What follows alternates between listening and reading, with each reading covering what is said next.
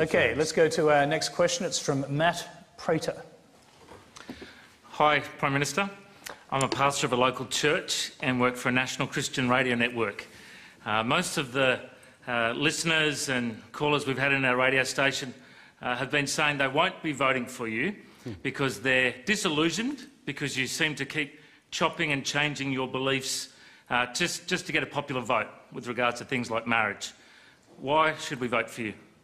Well, on the question of marriage equality, you're right.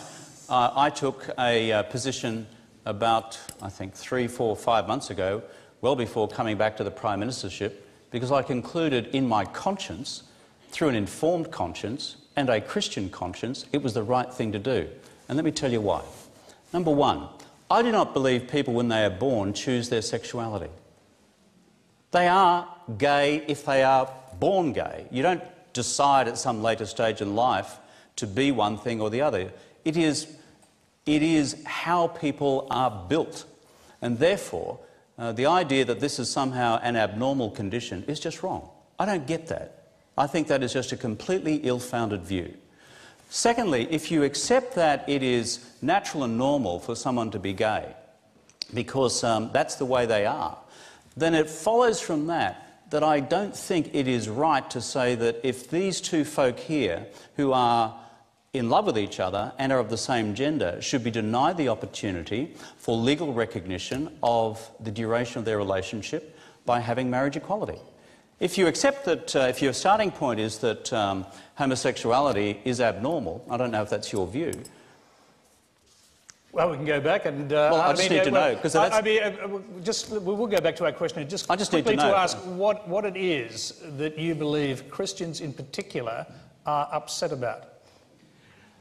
I think the thing is that you know, every pastor we do marriages between husbands and wives, and you know Jesus said a man shall leave his father and mother and be married, and that's the biblical definition. I just believe in what the Bible says, and I'm just curious for you, Kevin, if you call yourself a Christian, why don't you believe the words of Jesus in the Bible? Well, okay, mate, thank you. Well, mate, if I was going to have that view, the Bible also says that slavery is a natural condition.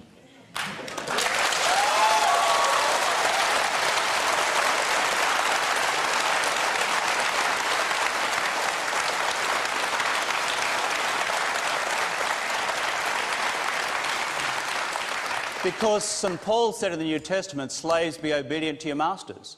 And therefore we should have all fought for the Confederacy in the US Civil War. I mean, for goodness sake, the human condition and social conditions change. What is the fundamental principle of the New Testament? It is one of universal love, loving your fellow man. And if we get obsessed with a particular definition of that through a form of sexuality, then I think we're missing the centrality of what the gospel, whether you call it a social gospel, a personal gospel, or a spiritual gospel, is all about. And therefore, I go back to my question. If you think homosexuality is an unnatural condition, then frankly, I cannot agree with you based on any element of the science. And therefore, if a person's sexuality is as they are made, then you've got to ask the second question. Should, therefore, their loving relationships be legally recognised? And the conclusion I've reached is that they should. And on the question of chopping and changing, I wrote a 2,000 or 3,000 essay, a 2,000 or 3,000 word essay, stuck it online months and months and months ago before returning to the Prime Ministership, so everyone would know why I had changed my position, the reasons for it, and it was the product of some many, many months and years of reflection in good Christian conscience. Okay. Thank you. Thank you. Okay.